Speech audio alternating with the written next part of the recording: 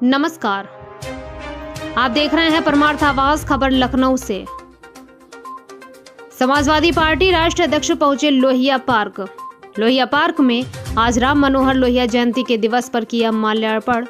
सपा अध्यक्ष अखिलेश यादव ने डॉक्टर राम मनोहर लोहिया की प्रतिमा पर किया माल्यार्पण। लोहिया पार्क पहुंचकर मूर्ति पर पुष्प अर्पित किए। सामाजिक असमानता बढ़ी, अखिलेश यादव लोहिया के दिखाए रास्ते पर चलेंगे, यह बात अखिलेश यादव ने कही। उन्होंने कहा, लगातार महंगाई बढ़ती जा रही है। सरकार की गलत नीतियों की वजह से डीजल पेट्रोल महंगा हो रहा। समाजवादी पार्टी को जनता ने संघर्ष का जनादेश दिया। डीजल पेट्रोल और गैस की कीमतों का फायदा बड़े बड़े उद्योगपतियों को हो रहा। डीजल पेट्रोल की कंपनियां मुनाफा कैसे कमा रही। सरकार ने 5 साल में प्रेरणा देने वाला कोई स्थान नहीं बनाया। बीजेपी गुंडों का सहारा देखकर लोकतंत्र खत्म कर रही। बीजेपी बहुमत सिद्ध करने के लिए गुंडई पर उतर आई है। सरकार की साजिश थी डीएमएसपी मिले हुए। यूथ निराश हुआ है। सदन से लेकर सड़क तक अपने सिद्धांतों को लेकर आगे बढ़ेंगे।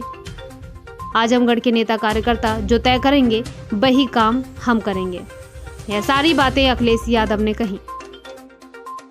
आयोजन का है, खुशी जरूरी है, खुशी मनाए भी, लेकिन ये कंटिन्यूटी की सरकार है। ये सरकार लगातार चल रही है और जो सरकार 5 साल में कोई ऐसा स्थान न बना पाई हो जो उन्हें प्रेरणा दे सके, कम से कम समाजवादियों का काम उन्हें प्रेरणा देगा कि आने वाले समय में ऐसा काम करें। चुनाव परिणाम में देखने को मिला था कि मायावती जी का पर्चे फाड़ दिए गए, कई समाजवादी प्रत्याशी पर्चे नहीं दाखिल कर पाए।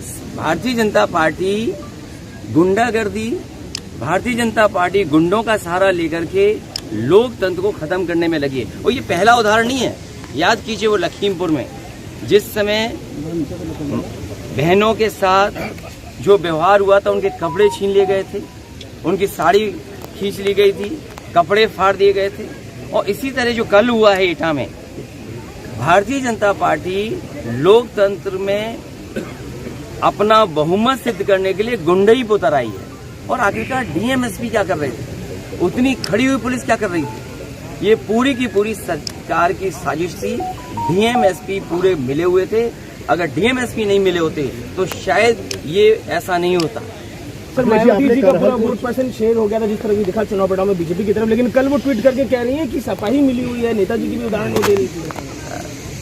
समाजवादी पार्टी डॉक्टर राम मनोहर लोहिया के सिद्धांत पर आगे बढ़ने जा रही है। जो सिद्धांत उन्होंने दिया, आज भी असमानता बड़े पैमाने पे बढ़ी है, गैर बराबरी बढ़ी है। आर्थिक रूप से देखिए आप, कुछ लोग तो कितने आगे बढ़ते जा रहे हैं, वहीं आप गरीब को देखो, उसे अनाज पर जीवन यापन करना पड़ रहा है।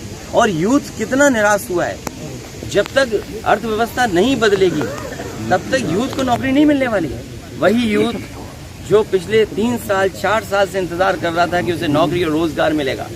सरकार के सामने चुनौती भी है कि आखिर सरकार इतनी नौकरी रोजगार कैसे देगी।